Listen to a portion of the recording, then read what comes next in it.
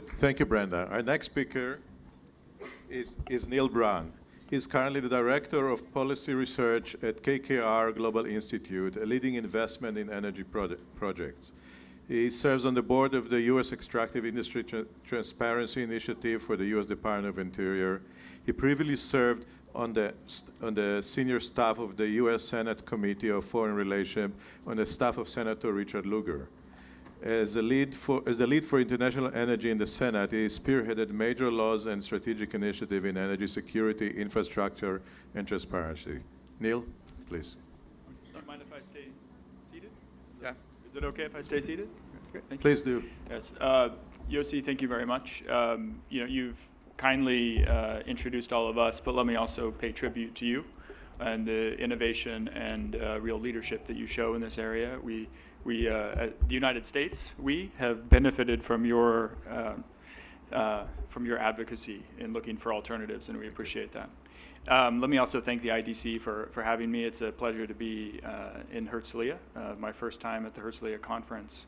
I thought that Brenda mentioning the chicken and egg issue reminds me that we're nearing lunch. So I'll just share a few points and then have a conversation. We all just watched a very interesting and spirited debate on Israeli gas in the other room, and it reminded me a little bit of my time in the Senate. Not so much the yelling, but the talking past each other. And so I guess the first point I want to make, really drawing from my policy and political experience, about 10 years in the Foreign Relations Committee in charge of energy issues, is that there's not a linear relationship between geopolitics and prices, nor between prices and geopolitics. It's a two-way street, but really I think of it as more of a traffic circle or roundabout, where you have major economic issues, macro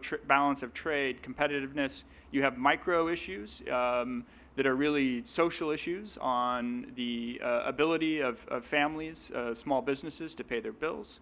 You have environmental issues, clean air and water, climate change. You have national security issues, all mixed together. And policies need to be able to speak to all of them.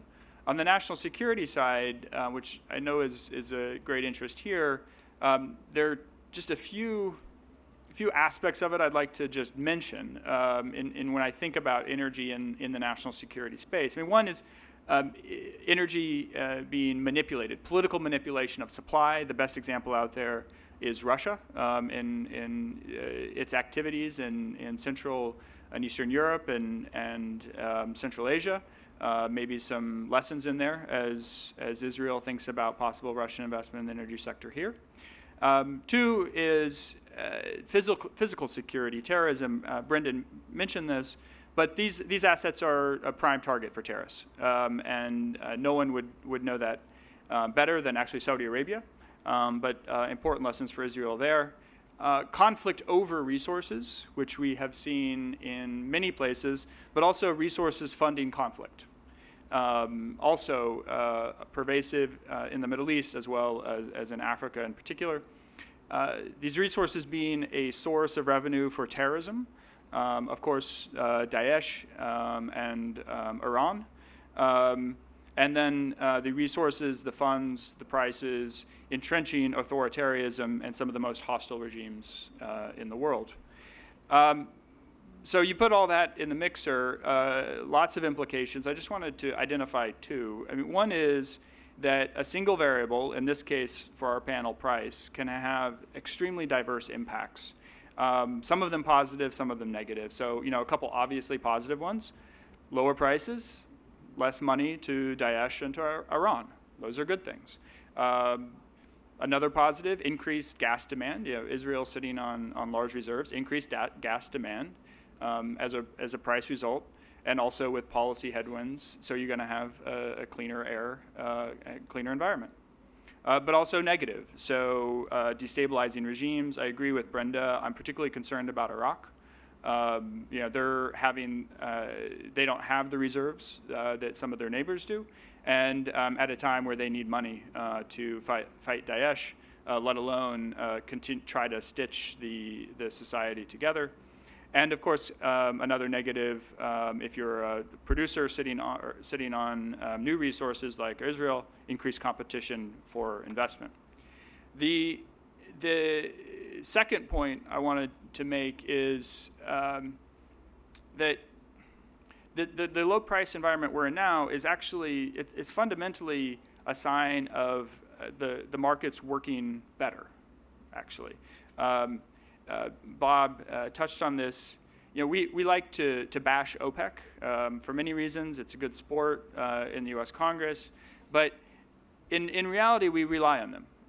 We rely on Saudi Arabia specifically to manipulate markets and to levelize prices to reduce volatility. We get mad when they don't do that. But what we've seen is in the current environment, the market is in an oversupply.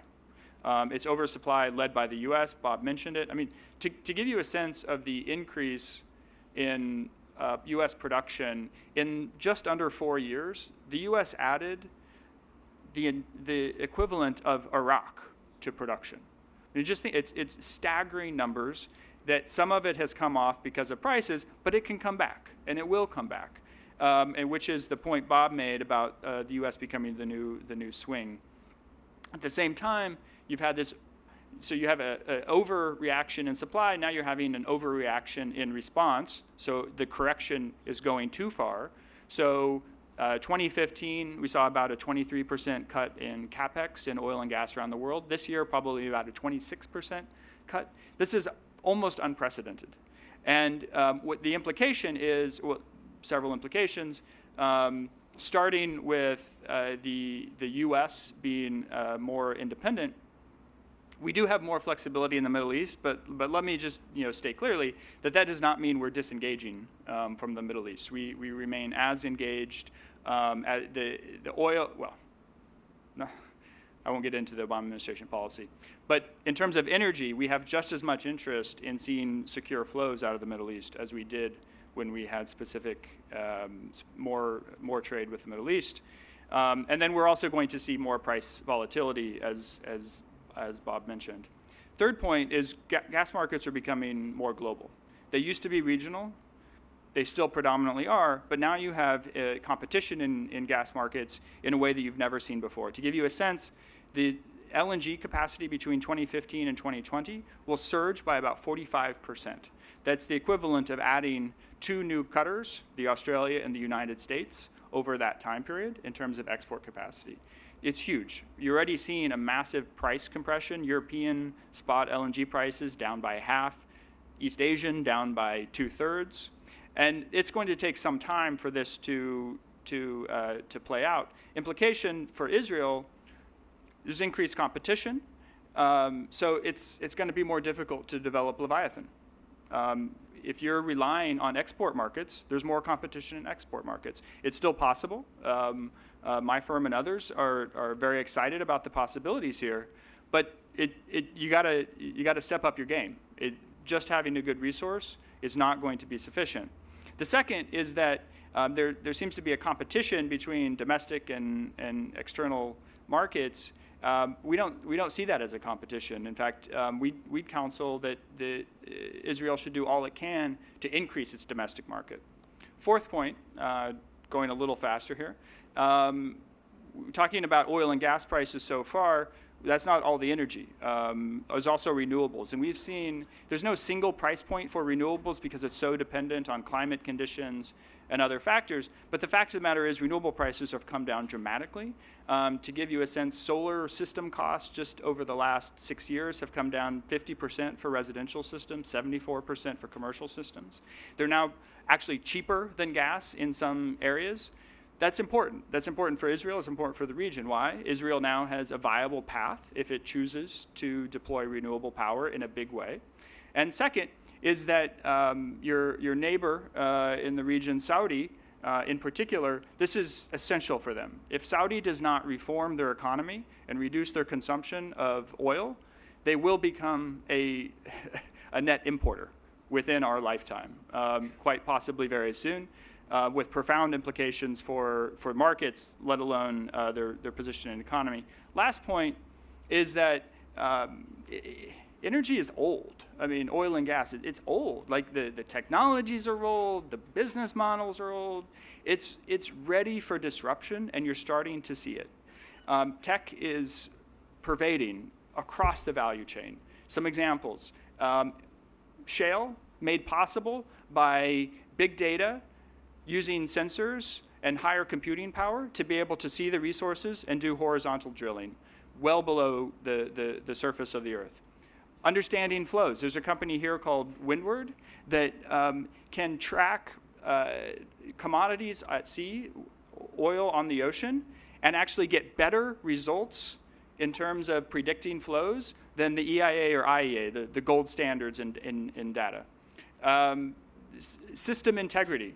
There's a company called Optimal Plus, we're invested in it, that does semiconductor reliability and security. Those semiconductors that run power supplies, even your vehicles. Efficiency and personalization. You know, yesterday we heard from the CEO of Move It, a fantastic company. I took Get to get here. Probably a lot of you did as well. Managing power, the Internet of Things. I mean, I think I mentioned about 4 or 5 Israeli startups. This is a huge opportunity for Israel. And it's not just an economic opportunity, it's also an opportunity to change some of those geopolitical factors that we have been talking about so far. Thank you. Thank you, Neil.